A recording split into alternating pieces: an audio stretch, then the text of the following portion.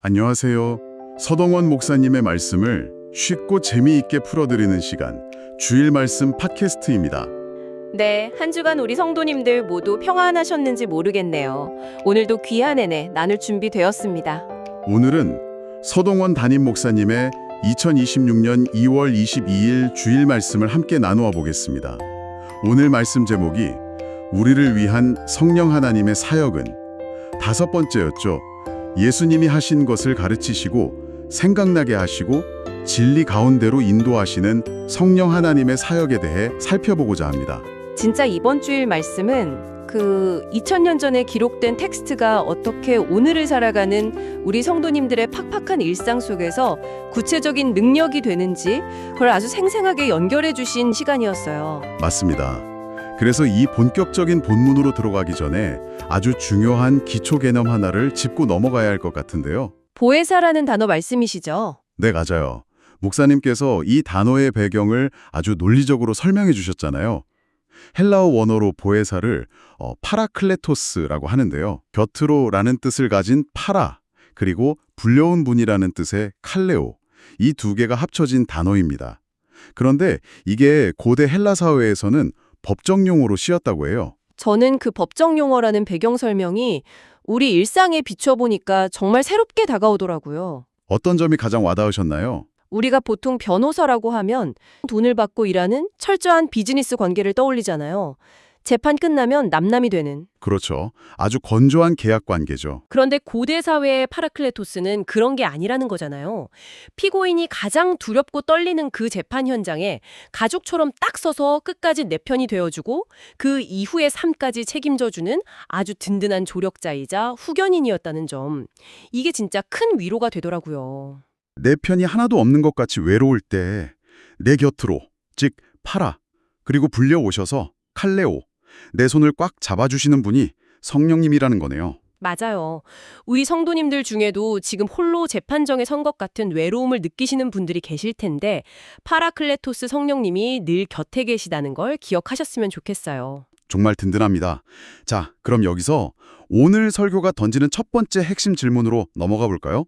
이토록 든든한 조력자이신 성령 하나님은 과연 우리에게 무엇을 가르치시는 걸까요? 요한복음 14장 26절에 보면 그가 너희에게 모든 것을 가르치고 라고 되어 있죠. 네, 목사님께서 명확히 짚어주셨듯이 성령님이 가르치시는 중심에는 세상의 처세술이 아니라 바로 예수 그리스도가 있습니다. 구원의 의미와 하나님 나라의 실제를 깨우쳐 주시는 거죠. 그런데 이 가르침이라는 게 단순히 교실에 앉아서 칠판 보면서 지식을 머리에 집어넣는 그런 수동적인 과정이 아니라는 게 참 중요해요. 맞아요. 일방적인 주입식 교육이 아니죠. 오늘 설교에 등장했던 역사적 인물들의 예시를 보면 티가 확 나잖아요.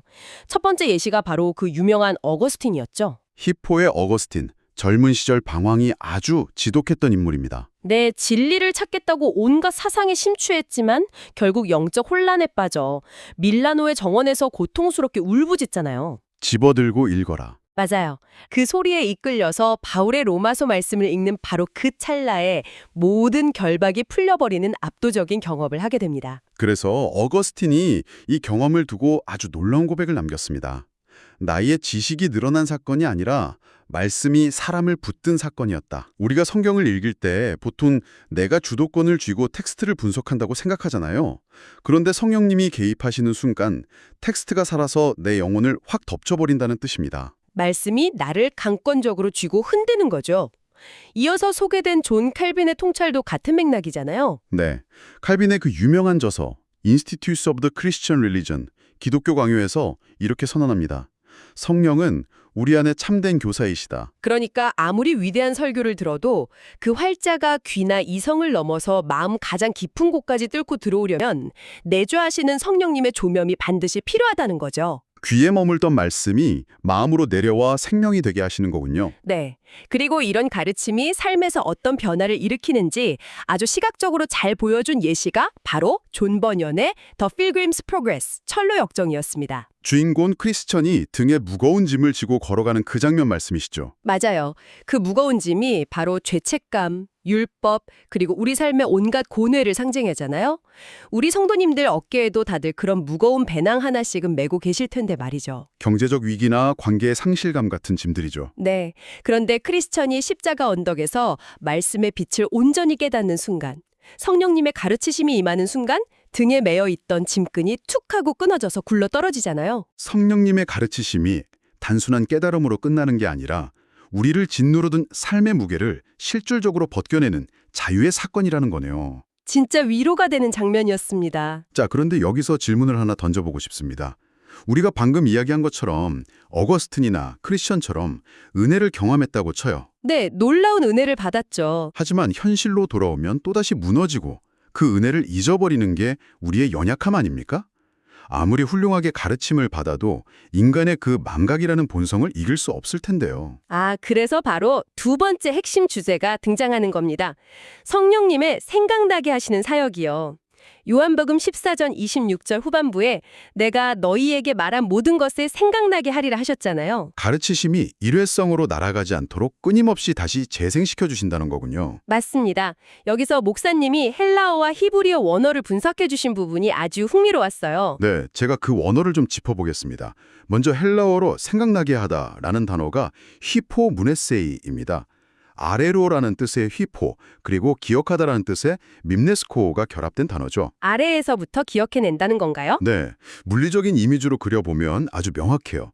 깊은 우물이나 바다 밑바닥, 즉 우리의 무의식이나 깊은 절망, 저 아래에 까맣게 가라앉아 있던 예수님의 말씀을 밧줄로 묶어서 현재의 수면 위로 확 끌어올리는 아주 역동적인 동작입니다. 아, 단순히 맞다 하고 머리를 치는 게 아니라 깊은 곳에서부터 끄집어 올리는 거군요. 게다가 이걸 구약의 히브리어 개념과 연결하면 의미가 폭발적으로 확장됩니다.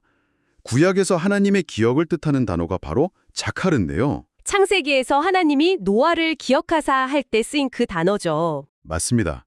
이 자카르는 단순히 앨범 넘기면서 그때 참 좋았지 하고 회상하는 게 아니에요.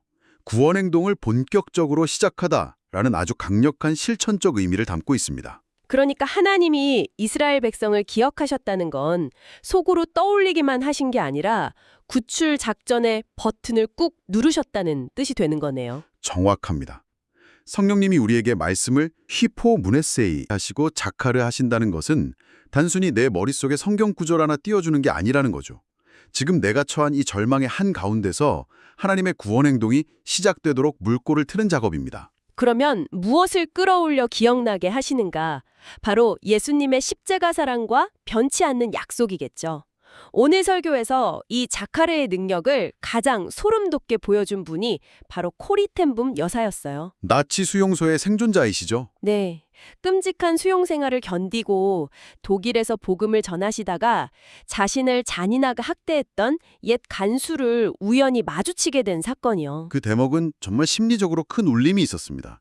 보통 그런 트라우마는 사람을 과거의 상처 속에 완전히 가둬버리잖아요. 그 간수를 본 순간 코리 여사님 내면에서도 당연히 피가 얼어붙는 공포와 분노가 치밀어 올랐을 거예요.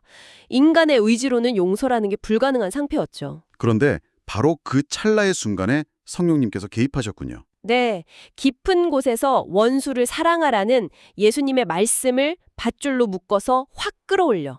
즉, 휘포문에세이 해주신 겁니다. 과거에 대한 단순한 지적 회상이 아니라 현재의 물리적 행동, 그러니까 손을 내밀게 만드는 영적 동력이 된 거네요. 코리 여사님이 억지로라도 손을 내밀었을 때 성령님이 주시는 치유와 평안이 온몸을 감쌌다고 했었잖아요.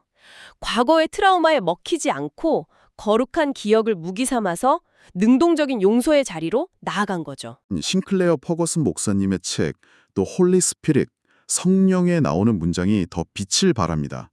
성령은 기억을 통해 복음을 현재화하신다. 복음을 현재화한다. 2000년 전 십자가 사건이 과거의 팩트에 머무는 게 아니라는 거네요. 네, 오늘 2026년을 살아가는 나의 이 팍팍하고 억울한 일상 속으로 뚫고 들어와 살아서 숨쉬는 오늘의 복음이 되는 과정, 이게 바로 기억의 사역입니다. 이 복음의 현재화를 문학적으로 제일 탁월하게 그려낸 작품이 바로 빅토르 위고의 레 미제라블, 비참한 사람들이잖아요. 네, 목사님께서 설교 마지막에 언급해 주셨죠. 장발장 이야기요. 19년 징역 살고 세상에 나왔을 때 그가 얼마나 세상을 증오했습니까?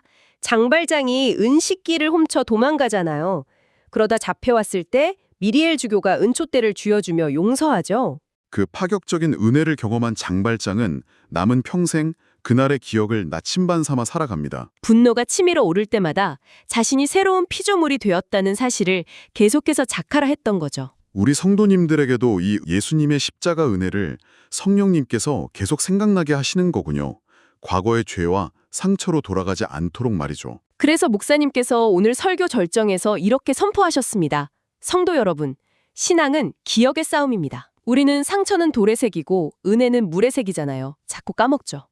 그래서 영적 전투라는 건 무슨 대단한 업적을 쌓는 게 아니라 절망의 순간에 내가 누구의 자녀인지, 십자가에서 무슨 일이 있었는지를 끝까지 기억해내는 치열한 싸움이라는 겁니다. 성령께서 내 안에서 가르치시고 또 작가를 해주실 때 비로소 우리 시선이 문제의 크기에서 하나님의 크기를 옮겨가게 됩니다. 이게 바로 인생의 역전이죠. 네, 오늘 나눈 이 풍성한 말씀들을 우리 성도님들의 한 주간 삶에 구체적으로 적용해보기 위해 두 가지 질문을 드리고 싶어요. 아주 좋습니다. 성도님들 귀 기울여 주시죠. 첫 번째, 혹시 우리 성도님들 중에 지금 도무지 이유를 알 수 없는 고난의 터널 속에서 혼란스러워 하시는 분 계신가요? 그렇다면 내 마음 가장 깊은 곳, 저 심연의 휘포 아래에서 성령님이 지금 당장 확 끌어올려 주셨으면 하는, 다시 말해 나를 위해 자카를 해주셨으면 하는 예수님의 약속은 무엇입니까? 깊이 묵상해 볼 질문이네요. 두 번째는요? 두 번째는 지식으로만 알던 말씀이 어거스틴처럼 나의 마음을 강하게 붙들고 삶을 바꾸는, 코리 여사처럼 능동적인 용서로 이끄는 그 거룩한 기억의 역전을 기대하며 이번 한 주를 살아보는 건 어떨까요? 너무 귀한 적용점입니다. 그리고 저는 오늘 마무리하면서 이 기억이라는 주제를 살짝 뒤집어서 한 가지 도발적인 묵상거리를 던져드리고 싶습니다. 어떤 건가요? 오늘 우리는 성령님이 은혜를 어떻게 작하려 하시는지 나눴잖아요. 그렇다면 반대로 우리가 과거에 지었던 부끄러운 죄책감이나 뼈아픈 상처들에 대해서는 성령님께서 십자가 보혈 안에서 온전히 망각하게 하시는 은혜도 주시지 않을까요? 은혜는 기억하고 과거의 상처는 잊어버리는 영적인 거룩한 건망증 말씀이시군요. 네, 십자가가 주는 완전한 자유의 또 다른 측면이죠.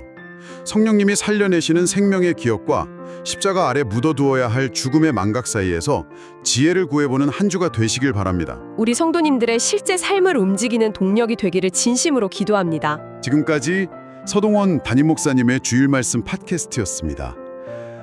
그리고 오늘 팟캐스트를 들으시면서 묵상한 내용이나 궁금한 내용들을 댓글로 남겨주시면 좋을 것 같습니다. 다음 시간에 더 귀한 말씀으로 찾아뵙겠습니다. 감사합니다. 감사합니다. 평안한 한 주 보내세요.